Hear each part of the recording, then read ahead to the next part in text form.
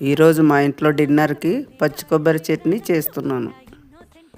చేసే ప్రాసెస్ మీరు కూడా చూసేయండి.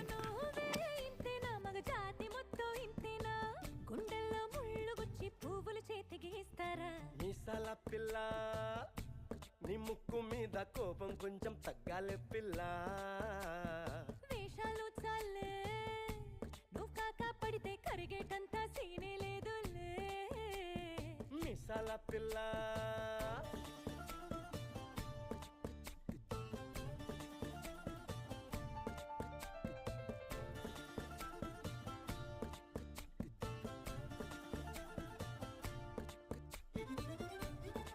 చట్నీ నూరడం అయిపోయింది.